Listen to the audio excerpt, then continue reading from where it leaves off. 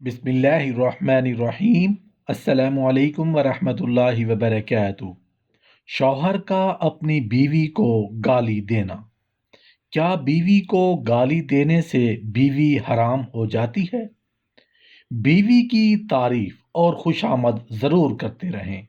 یہ عورت کی کمزوری ہے، اس لیے دن میں 2-4 مرتبہ بیوی کی تعریف کرنے کا بہت فائدہ ہوگا۔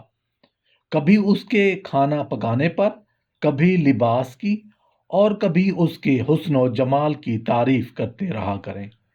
ان دو بولوں سے آپ کی ازدواجی زندگی پر خوشیوں کی برسات ہوگی۔ آپ کے دو میٹھے بول اس کے سارے دن کے کام کاج کی تھکاوٹ دور کر دیں گے، اور وہ اپنا کام پہلے سے بھی اچھا کرنے کی کوشش کرے گی، اور آپ بھی اس کو اپنے سامنے تر و تازہ پھول کی طرح محسوس کریں گے۔ اگر بیوی پر غصہ آ جائے تو کوئی بات نہیں، جہاں محبت ہوتی ہے وہاں لڑائی بھی ہوتی ہے، جہاں پیار آتا ہے وہاں غصہ بھی آ جاتا ہے۔ ہاں، یہ بات ضرور ہے کہ فوراً ہی بیوی پر نہ برس پڑے، اس غصے کی وجوہات تلاش کریں اور ان وجوہات کو ختم کرنے کی کوشش کریں۔ غصے کی حالت میں انسان جذباتی ہو کر غلط قدم اٹھا لیتا ہے اور بعد میں اسے افسوس ہوتا ہے۔ خوش مزاجی اور خوش اخلاقی بہت اعلیٰ صفات ہے جس سے زندگی خوبصورت ہوتی ہے۔ ایک سوال پوچھا گیا ہے کہ شوہر کا اپنی بیوی کو جان بوجھ کر گالی دینا یا لعنت کرنا کیا حکم رکھتا ہے؟ کیا گالی اور لعنت کی وجہ سے بیوی شوہر پر حرام ہو جاتی ہے، یا وہ مطلقہ کے حکم میں ہوگی، اور اس کا کفارہ کیا ہوگا؟ آنسر اس کا یہ ہے کہ شوہر کا اپنی بیوی پر لعنت کرنا منکر کام ہے، جائز نہیں ہے، بلکہ وہ کبیرہ گناہوں میں سے ایک ہے۔ نبی کریم صلی اللہ علیہ وآلہ وسلم سے ثابت ہے کہ آپ صلی اللہ علیہ وآلہ وسلم نے ارشاد فرمایا، مومن پر لعنت کرنا اس کو قتل کرنے کی طرح ہے، اور فرمایا مسلمان کو گالی دینا فسق ہے اور اس سے لڑائی کرنا کفر ہے۔ نیز آپ صلی اللہ علیہ وآلہ وسلم نے فرمایا، بلا شبہ لعنت کرنے والے قیامت کے دن گواہ اور سفارشی نہیں بن سکیں گے۔ لہذا شوہر پر واجب یہ ہے کہ وہ اس سے توبہ کرے اور اپنی بیوی کو جو اس نے گالی دی ہے اس کو معاف کرا لے، اور جو سچی توبہ کر لیتا ہے اللہ اس کو توبہ کو قبول فرما لیتے ہیں۔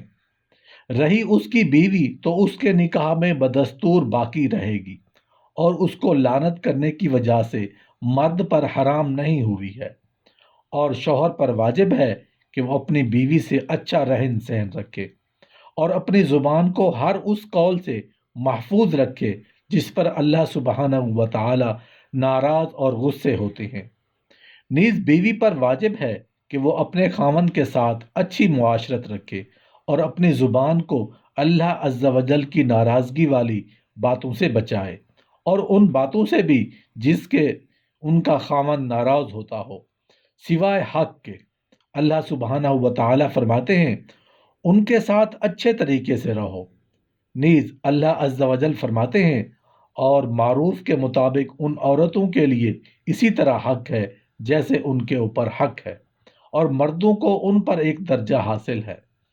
رسول اللہ صلی اللہ علیہ وآلہ وسلم نے فرمایا، جب کوئی شخص کسی شخص یا چیز پر لعنت بھیجتا ہے تو یہ آسمان پر جاتی ہے، تو آسمان کے دروازے بند کر دیے جاتے ہیں، پھر یہ زمین پر آتی ہے تو اس کے دروازے بھی بند ہو جاتے ہیں، پھر یہ دائیں بائیں جاتی ہے، اور اگر اسے کوئی راستہ نہ ملے تو یہ اس پر پڑ جاتی ہے جس پر یہ بھیجی گئی ہو، اور اگر وہ لعنت کا مستحق نہ ہو تو یہ واپس اس کی طرف پلٹ آتی ہے جس نے لعنت بھیجی ہوتی ہے۔ مسلمان نہ لعن طعن کرتا ہے، نہ نازیبا بولتا ہے، نہ ہی گالی دیتا ہے۔ بیوی کو خادمہ نہیں محبوبہ سمجھے۔ گھر کے کام کاج میں بیوی کا ہاتھ بٹانے والا شوہر بہترین شوہر ہوتا ہے۔ حضرت اسود رضی اللہ عنہ سے روایت ہے کہ میں نے حضرت عائشہ صدیقہ رضی اللہ عنہ سے عرض کیا کہ رسول اللہ صلی اللہ علیہ وآلہ وسلم گھر میں کیا کرتے؟ حضرت عائشہ رضی اللہ عنہ نے فرمایا آپ صلی اللہ علیہ وآلہ وسلم گھر کے کام کاج میں مصروف رہتے، بازار سے سودا سلف خرید کر لاتے اور اپنا جوتا وغیرہ خود مرمت فرما لیا کرتے، اور جب نماز کا وقت ہوتا تو نماز کے لیے اٹھ کھڑے ہوتے۔ رسول اللہ صلی اللہ علیہ وآلہ وسلم نے فرمایا تم میں سے بہتر وہ ہے جو اپنے اہل و عیال کے لیے بہتر ہو، اور میں اپنے اہل کے حق میں سب سے بہتر ہوں۔